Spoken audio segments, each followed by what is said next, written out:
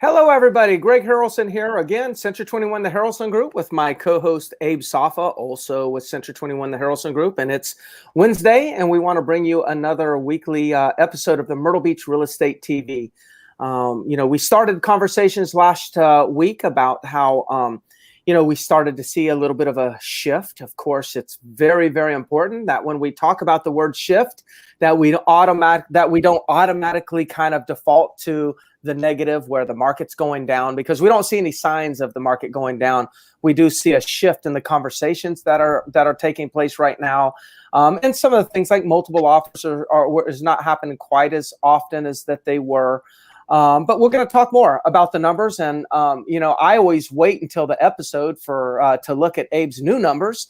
And then we have a dialogue. So for all I know, the market, it may have reversed and maybe inventory went down again. So we'll see what happens. But before we get started on that, Abe, thank you for joining me again. Yeah, my pleasure, Greg. Another Wednesday. Another Wednesday. Yeah. And, and we're busy. We are definitely busy. And, one of the things I wanted to ask Abe is, you had sent me something the other day. We did not have a discussion about it, but it was about the number of people that are struggling with making their mortgage payments. What would you, if you don't know the exact number, because I didn't prepare you for that question, but was that number high or low based on historical numbers? It was a high number, Greg. It was a higher number. Okay. Yeah. So for the longest time, we've been talking about the forbearance, right? Because we meaning the government keeps kicking the can down the road on foreclosures. So they haven't been allowing banks and lenders to foreclose on homeowners. And you and I talked about it. Look, the inventory is so low, it's not going to be an issue. It's not going to be an issue. The market will just absorb the homes. If it does lead to a bunch of foreclosures, banks will be able to sell them at market value. So that number, little by little has been going down as far as the number of people that are still in forbearance. But, after reading this article the other day, and I can't remember where I saw it, but I'm starting to get a little bit concerned. Because now it's been how long since people have been in forbearance, right? So the longer that they're in forbearance, initially, okay, it was a month, 3 months, 6 months, no big deal. They're getting a little bit of relief. They'll be able to get out of this thing because of the equities getting so high. But now if people have been not making their payments for 12 months, okay, maybe 18 months in some cases, I mean, those might be people that may never get caught up, right? So I'm starting to look at those numbers a little bit more carefully. Again, I'm not suggesting that if there was a big flood of foreclosures to the market, that it might be a good thing for buyers. Right, because inventory is still the lowest it's ever been when it comes to single-family homes. We're still at a little bit over a 1 month supply of inventory, but just kind of food for thought, kind of thinking about, okay, we've got to pay attention to those numbers because now they've been in forbearance for such a long time. Will they ever be able to get out, and what's going to happen? Now, because now the government's talking about extending the moratorium a little bit longer for the forbearance. Maybe until the end of the year, beginning of 2022, before people can actually get foreclosed on.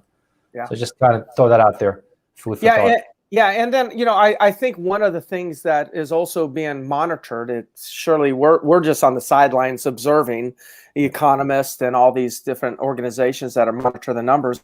But I think one of the things that they're also monitoring, because they're not, I have faith that whatever decisions are being made, they are looking at data also. And surely no organization, government or non, wants us to have a lot of foreclosures. Nobody likes that, so if they're extending, there's probably a reason why they want to extend, because they're afraid that maybe it could, have some sort of negative impact on our economy or our markets. But at the same token, they have to balance that with, how much equity, if we extend this for another 6 months, is there enough equity in the property? Is equity growing at a fast enough pace on those exact properties that in the event that they have to start making their payments and maybe they have problems, are they going to be able to sell their property and pay off whatever their past debts are and still have enough equity to prevent them from foreclosure? So we are in a strong equity position across the country. So even though there could be a lot of people in forbearance, it does not mean that they all go to foreclosures. Right. But there will be more foreclosures. That has to be more than what's going on now, because there's practically none. And I tell you, a lot of buyers, if I put anything on the market today and it was a foreclosure, a buyer would buy that thing at full price, just because the perception is they're getting a deal. A foreclosure would not come on the market today at any better price than just a regular property. And the only reason it'd be a lower price is if the property was extremely damaged. Right. But it would sell for market value. So no question about that. But as always, it's important to keep our eyes on it. And one thing I wanted to say, because I think we're starting to see more news. Somebody sent me an article. Actually, I posted it on a Facebook page. CNBC had some sort of article, or they were talking about it on camera, about how the market is starting to go down. Most markets, I haven't seen any market where prices have started going down. We've seen inventory going up, and so news, no matter what news outlet, they make their money by getting a lot of views and selling advertising. So if they can kind of create a sexy title and or a headline to get people to watch, that's very important to them. So I just want to just say, be careful when you see people using terms and doing articles that seems like there's been a complete reversal. Look at it as, hey, this is a conversation that we weren't having before. Maybe I need to pay a little bit more attention to what's going on. But things are not changing at such rapid pace that you as a seller have missed the opportunity. If you're thinking about selling and you want to get top dollars, there's still plenty of time to do that. And please continue to watch these shows so we can kind of keep you in the know. And then you'll know. We'll be the first ones to tell you, hey, look, if you're going to get off, if you're on the fence, get off the fence. We don't feel like there's an urgency right this second, but I'd start paying attention. Any thoughts on that? Yeah, I saw that article. I think the title was "The Real Estate Boom is Over." Yeah. So pretty good good way to get people's attention with that kind of title. Yeah. They didn't use the word bust. They didn't say the bubble has busted. Right. So they were careful there. But the boom is over. Yeah. And if you've got a property for sale right now, and you were to talk to Abe and I, and we were to put it on the market, it's likely we would have it sold in the next week, 2 weeks, or 3 weeks. So I don't necessarily think the boom is over. But the data is starting to look a little different. Yeah. What were you going to say there? Yeah, I mean, that was exactly what I was going to say. The data is starting to change some. Yeah. So we are starting to see a little bit of a change in the market. And again, we're a long ways from declaring that the housing boom is over. Okay, but we are starting to see, whether it's in the conversations with buyers and sellers, whether it's the national polls that we're seeing come across our desk daily, or whether it's just the numbers in the MLS, which we track every single day. There's multiple data points that are pointing towards, okay, things are starting to look a little bit different than they have been the last 12 to 15 months.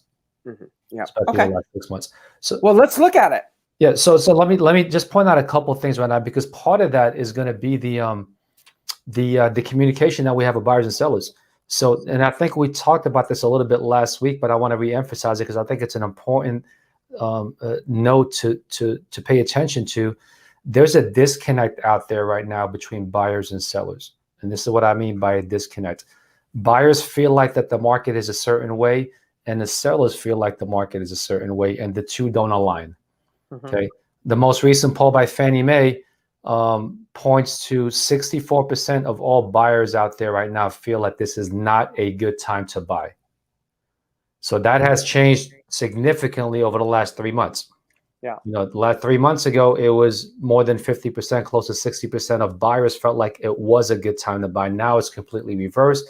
Now 64%, almost 2/3 of every buyer out there feels like this is not a good time to buy. But the disconnect is here, which is pretty common. You would expect that buyers think, okay, prices keep going up and up and up. At some point, maybe we need to kind of let it cool off a little bit before we buy. Sellers are going in the other direction. Okay, 77% of all sellers right now surveyed feel like this is a good time to sell. And that number went up from 67, I think, percent the month before. So that number is going up. Buyers' psychology is going the other direction. So we've got this disconnect right there. And that's typically when you start seeing things start to, the early beginnings of a market starting to soften, or a market beginning to maybe somewhat shift a little bit. So I think that's important to note that and let people know about that data. Yeah. Yeah. And you know what was very interesting about that report is that we were already kind of having some conversations amongst ourselves where we're saying, you know what, gosh, the buyers they're starting to tell us, you know what, I don't really want to get into multiple offer situations. I really don't want to pay over full price.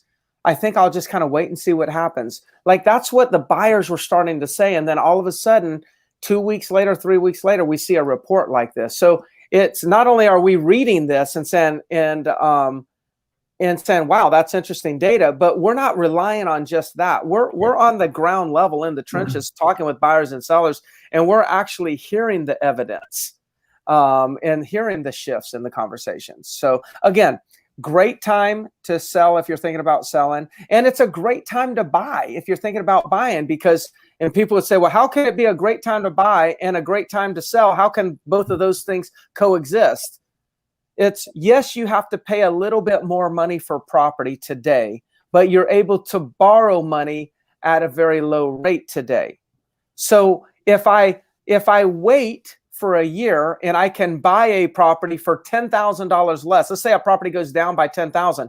If in 1 year I say, you know what, I'm just going to wait, and then I find the same property $10,000 less, as a buyer, it may feel good. I may feel like, oh, wow, I saved $10,000. But it's likely that the interest rate will be, maybe you have to pay 1% more in interest rate. And then while you own the property for the next 10 to 12 years, you're paying every month a little bit higher interest rate. And then after the time you look at how much you paid the bank over the time that you owned the property, you probably, the same 10,000 that you saved on the price, you probably gave that 10,000 to the actual bank in the form of a higher interest rate. So ultimately, in the long run, you really didn't save anything. So it's better now to lock into these rates before they go up for the buyer to do that. I think that's why it's a great time to continue to buy. I just bought a home. I just bought another home that I'm using as a second home, and I just bought that even in today's market. You know, so there's still great purchases out there. So if you're thinking about buying, give us a call for that also. All right, show us some numbers. Yeah, let's dive into the numbers. So single family homes. And again, this number here, I want to clarify what we're looking at. So I call this the absorption rate. So what this is out of all the single family homes that are on the market right now, new construction and resale, out of everything that's out there on the MLS, how many of them are under contract? How many of them have already signed up with a buyer on the contract? And I consider that the absorption rate. So right now it's 69.66%. Still a very, very strong number. Still a high seller's market right now.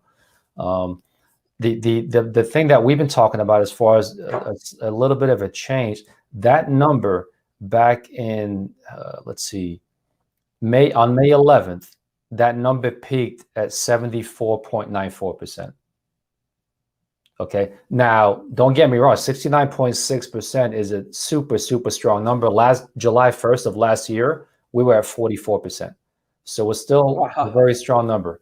Yeah. But the part that I'm looking at is since April or May, whenever it peaked, it's been just slowly inching down. Week after week after week after week, it's just been inching down and down to 69.6%. And I think that's what you and I kind of started to really pay close attention to, because this could be the very, very, very early stages of that little bit of a shift in the dynamics of the market. It hasn't impacted prices at all. Okay, we're still getting great prices for sellers. Homes are still selling fast because there's no inventory out there, you know. But it's not as crazy as it was 30 or 60 days ago, where we're getting multiple offers and we're getting $30,000 above asking price, and we're getting no appraisal, no contingency, no inspection. Those are starting to kind of soften up a little bit, not getting as many of those, but still a great time to sell. Hey, let me, before you leave this slide, Yes. you said July of last year, it was where?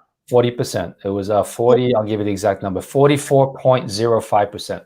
And I will tell you, that was a really good market still. That was a really good market. That was a really good market. So, understand, Abe and I are just being transparent and want you to know what's going on in the market. From 74 to 69, let's just say that I'm rounding numbers there.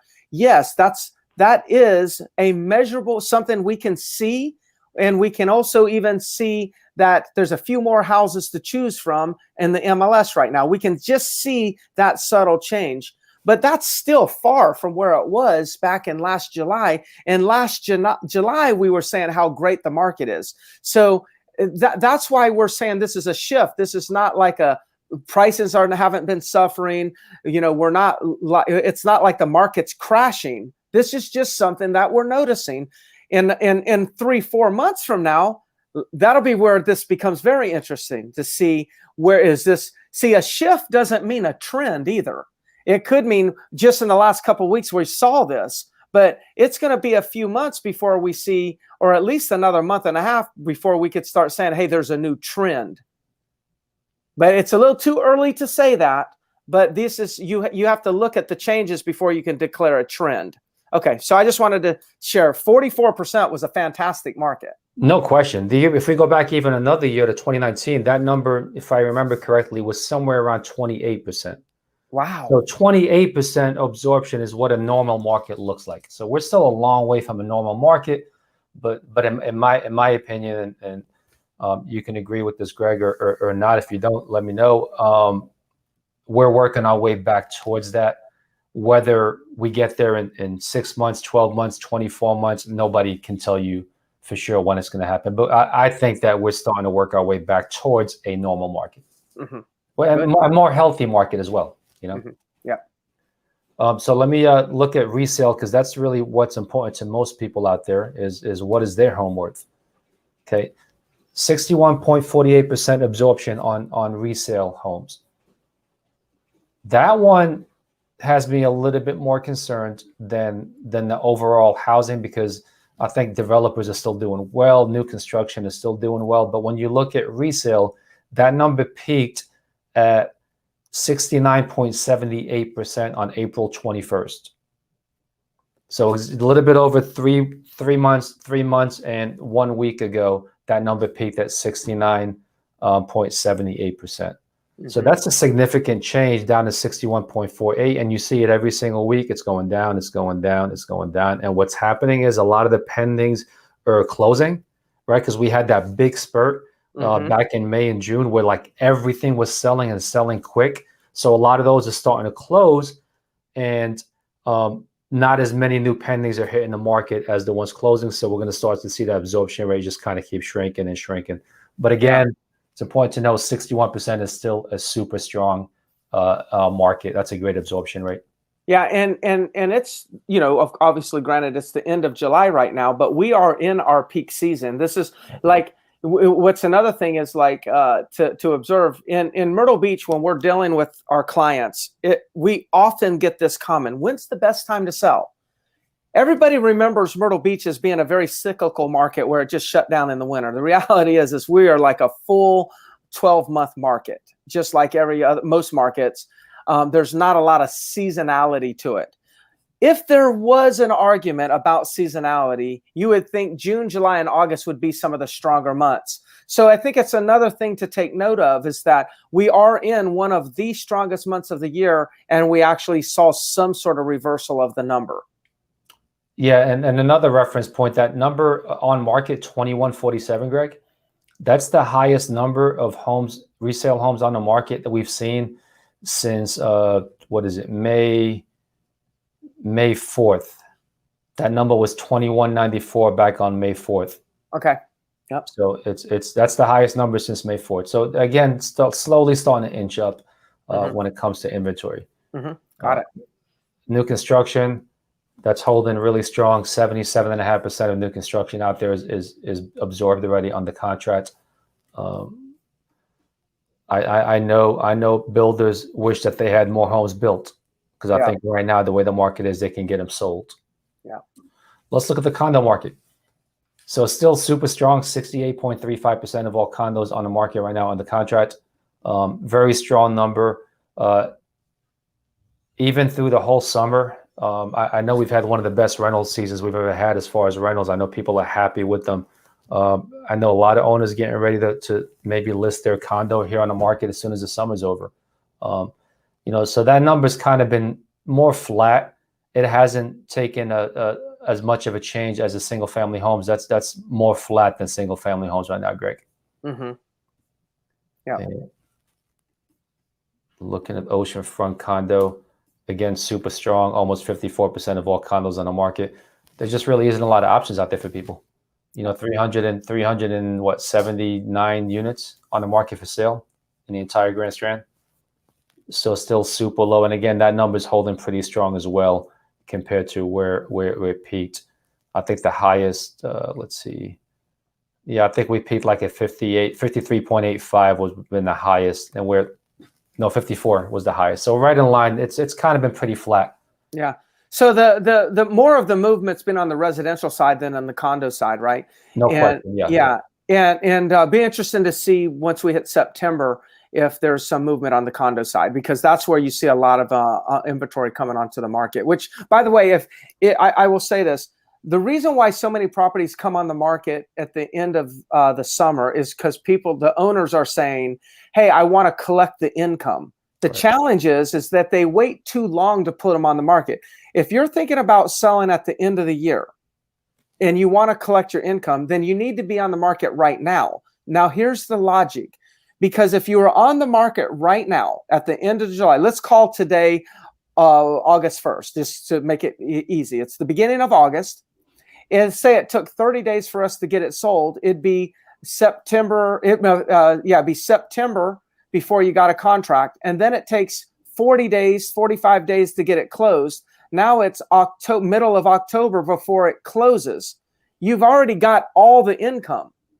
If you actually start selling, say, at the end of September, and it takes 90 days to sell, then you have to own it for October, November, and December. Then it sells, takes 45 days to close. You now own it for January and partial of February. So what you've done is a lot of the positive cash flow that you collected over the summer, you have to give it back in the form of to pay the expenses for the negative cash flow of the slow rental months in the winter. So the right way to do this is you sell it in the end of July or August. You put it on at the end of July or August, take 30 days to sell it, 45 days to close. You collect just about all of your high rental income, and then you're able to get rid of the property, and somebody else has to deal with the negative cash flow or the slow rental winter season. So if any of you are thinking like that, just know that that's the proper strategy.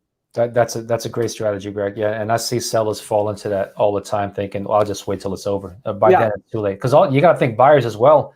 Buyers are thinking, "Okay, when will this close, and how will I use it? Will I get a chance to use it?" Yeah. And they don't want to carry it through the winter time. So if you can give them that late September, early October to use it, it'll help as well with the sales price. That's right. So condos off the oceanfront still holding very strong, 78.35% of all of those under contract.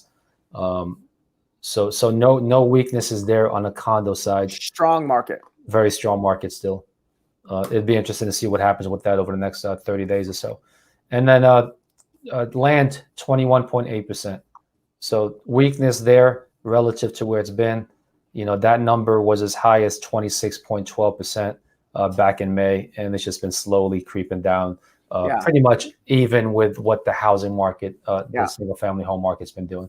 Yeah, I think, as we see more inventory on the resale market, we'll probably see a little less land sales. Right.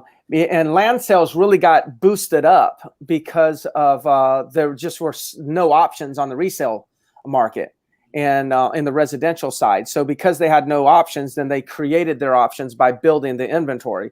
But as they have more options of pre-built or resale homes, then fewer of them are going to go and deal with the whole building process. No question. That land will dry up fairly quickly once we start seeing more homes available. Yeah, I agree. Okay, man, great work. Great work. If we can ever help you, please, we'd love to earn your business. Here's our cell phone numbers at the bottom of the screen here. No matter if you're thinking about selling or buying, or if you just want information, please give us a call, give us a text, and we'll be there to serve you at the highest level possible. Abe, thanks for another great job at bringing the data, and we'll connect again next Wednesday. Enjoyed it. See you next week.